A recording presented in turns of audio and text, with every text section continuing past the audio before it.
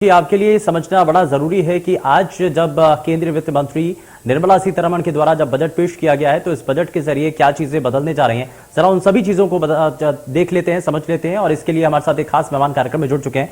हमारे साथ आलोक कुमार जी कार्यक्रम में जुड़ चुके हैं, जो कि घासीदास विश्वविद्यालय के कुलपति भी हैं। और साथ ही साथ हम तकनीकी रूप से इस बार के बजट को लेकर के हम जरा आलोक कुमार जी से चर्चा करेंगे और समझने की कोशिश करेंगे। आपके लिए आसानी रहेगी कि इस बार के बजट पर जब सभी का फोकस रहा है, सभी की नजरें रही हैं, चाहे वो प्रदेश की सरकारें हों, चाहे वो विपक्षी खेमा हो, चाहे वो मध्यम जो वर्ग के लोग हैं, चाहे वो हो या इंडस्ट्री से जुड़े हुए लोग हों, सभी का फोकस जब इस पर रहा है तो क्या इस बार सभी लोगों को जितनी उम्मीदें थी उन उम्मीदों पर क्या ये बजट खरा उतरा है, क्या सरकार खरी उतरी है, जरा वो देख लेते हैं, समझ लेते हैं। सबसे पहले बहुत स्वागत है आलोक कुमार जी आपका कार्यक्रम में। और जरा मैं जल्दी से एक रिएक्शन आपसे लेना चाहता हूं कि आपके नजरिए में इस बजट को लेकर के आप इसको कैसा देख रहे हैं? बजट वास्तव में भारतवर्ष को सशक्त बनाने के लिए एक प्रयास है।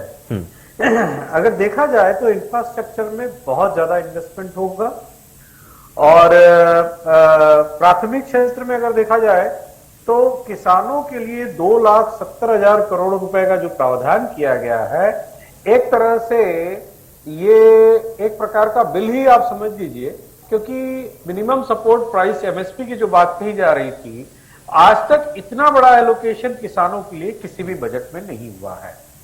तो किसानों का पूरा ध्यान रखा गया है। साथ ही अगर देखा जाए तो एनर्जी सेक्टर के लिए, नॉन कन्वेंशनल एनर्जी के लिए अगर देखा जाए 19,500 करोड़ रुपए ईयरमार्क किए गए हैं।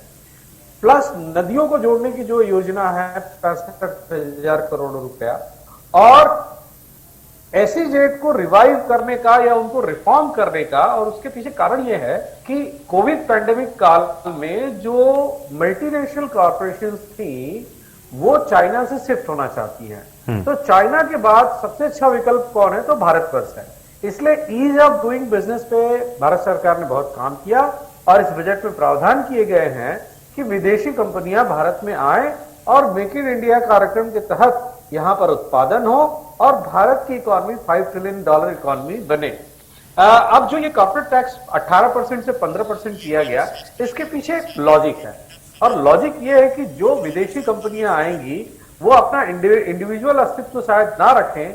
ज्यादातर कंपनियां ज्वाइंट वेंचर में आती हैं। तो ज्वाइंट वेंचर में जब आएंगी तो उनको भारतीय कंपनियों के साथ सवाल मैं आपसे करना चाहता हूं, क्योंकि प्रधानमंत्री ने जाते जाते कहा कि ये जो है ये पीपल फ्रेंडली और प्रोग्रेसिव बजट है, लेकिन विपक्षी खेमा जो है वो लगातार इसको लेकर के सवाल उठा रहे हैं। वो कह रहे हैं कि ना तो इसमें कृषि क्षेत्र से जुड़ा हुआ किसी पहलू को छुआ, ना इसमें मनरेगा का जिक्र हुआ, ना ही इसमें डिफेंस सेक्टर का जिक्र हुआ। लेकिन सरकार की तरफ से जब नेता या फिर प्रधानमंत्री भी खुद सामने आते हैं, वित्त मंत्री ने भी इसका जिक्र किया कि हमने अलग अलग क्षेत्रों में हर तरीके से हर पहलू को छूने की कोशिश की है। इसमें नई करेंसी, डिजिटल तरीके से क्रिप्टो करेंसी का भी जिक्र किया गया। आप इसको किस तरीके से देख रहे हैं? लेकिन मध्यम वर्गीय लोगों के लिए भी क्या मिला? देखिए शुभेंदु जी, मैं एक फाइनेंस का आदमी हूं, अर्थशास्त्र से जुड़ा हुआ व्यक्ति हूं। तो मेरा कमेंट जो होगा वो टेक्निकल होगा और विषय लक्षित होगा। किसी भी प्रकार के राजनीतिक टीका टिप्पणी में मैं नहीं पढ़ूंगा। मगर जो चीजें हैं जो दिखाई दे रही हैं, जैसे 2,70,000 करोड़ रुपया है एमएसपी में खर्च किया जाना है, वो पैसा किसके पास जाएगा? अल्टीमेटली किसानों के पास जाएगा। उद्योग, देखिए एक जॉन मेनार्ड कीन्स का एक बहुत पुराना नियम है, जनरल थ्योरी ऑफ एम्प्लॉयमेंट। तो अगर इकोनॉमी में आप पैसा डालते हैं, लोगों की आमदनी बढ़ती है, इतना सारा पैसा जाएगा कहां जो सरकार ने लगाया है? अल्टीमेटली तो इकोनॉमी में भी जाएगा।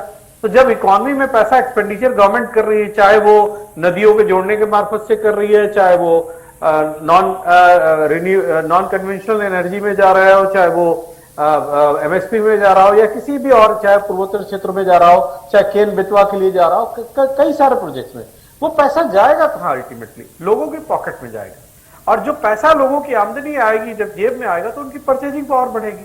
परचेजिंग पावर बढ़ेगी तो डिमांड बढ़ेगा, डिमांड बढ़ेगा तो प्रोडक्शन बढ़ेगा, प्रोडक्शन बढ़ेगा तो एम्प्लॉयमेंट बढ़ेगा।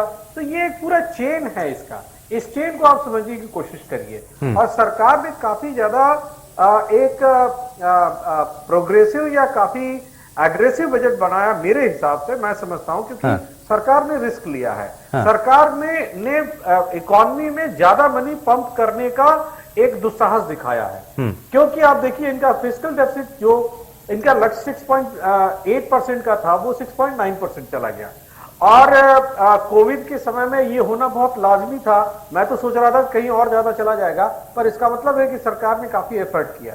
दूसरा, अगले साल के लिए उन्होंने केवल 6.4% का फिस्कल डेफिसिट रखा है। और despite all odd last year Bharat वर्ष की जो जीडीपी ग्रोथ का रेट रहा है 9.2% रहा है, जो अपने आप में किसी भी इकोनॉमी में सबसे ज्यादा है, चाहे वो चाइना पकड़ लीजिए, अमेरिका पकड़ लीजिए, यूरोप पकड़ लीजिए।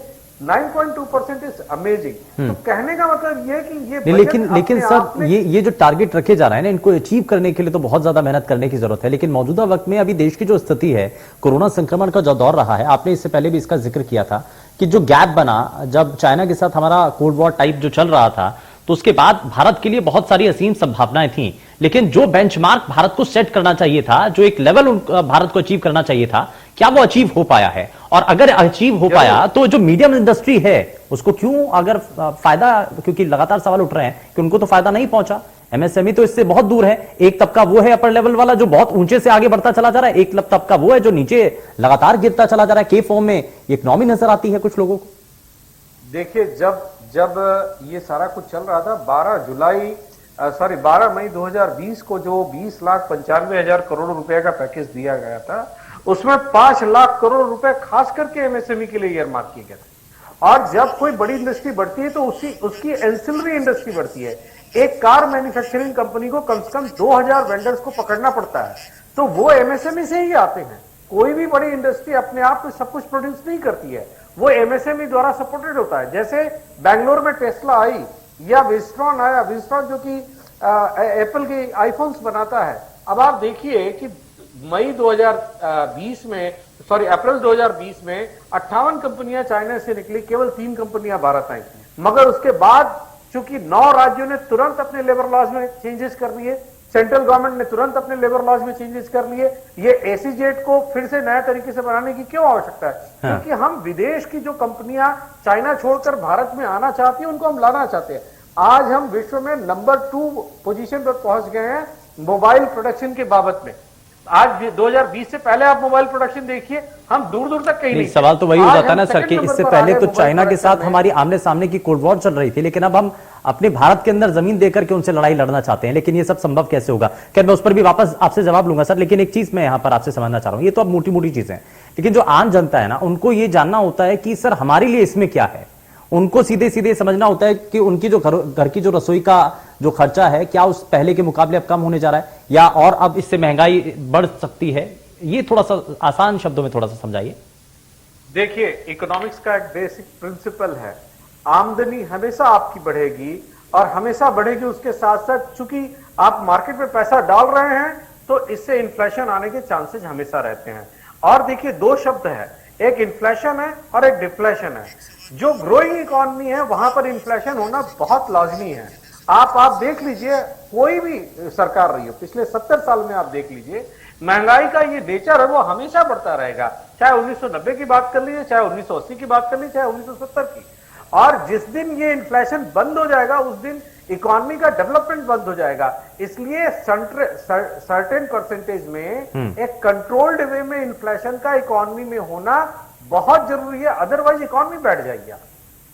अच्छा, एक चीज और सर कि आप रोजगार को लेकर के इस बार के बजट में भी बड़ा दावा किया गया, लाखों रोजगार देने की बात की जा रही है। जो 5G स्पेक्ट्रम है उसके जरिए भी जो रोजगार की असीम संभावना है उसके बारे में दावा किया जा रहा है। लेकिन कोरोना संक्रमण के बाद से जो बहुत सारे लोग हैं जो अपना रोजगार खो चुके हैं, अब नए रोजगार सृजित करने के लिए बड़ी चुनौती सरकार के सामने है। इस बजट के जरिए आपको कुछ लॉन्ग टर्म विजन के तौर पर नजर आता है कुछ? देखिए शुभेंदु जी, मैं कुछ तथ्यात्मक बातें कर दूं।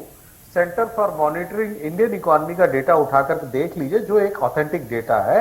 हमारा अनएम्प्लॉयमेंट रेट इस समय लगभग 7.5% है। जो हाईएस्ट पीक पे गया था अप्रैल मई 2020 में, वो था 24% का, और 7.5% पर वो आकर के नीचे रुका हुआ इस समय। और गांव में तो और भी कम है, 6% के आसपास है।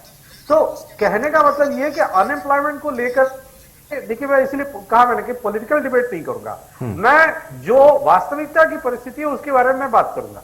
वास्तविक परिस्थिति ये है कि हमारे अनएम्प्लॉयमेंट को लेकर जितना हल्ला मचता है, उतनी परिस्थितियां खराब नहीं है। बल्कि मैं तो कॉर्पोरेट सेक्टर में रहा हूं, मैं जानता हूं कि हम काम करने वालों को ढूंढते हैं, काम करने वाले मिलते नहीं है।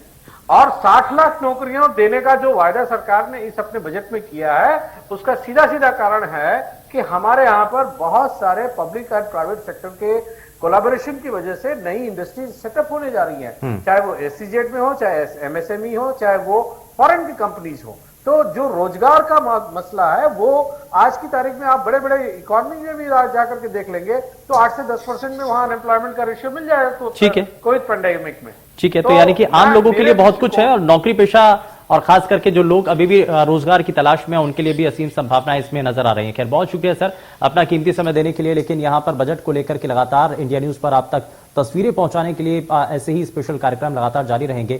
फिलहाल के लिए बस इतना ही। नमस्कार।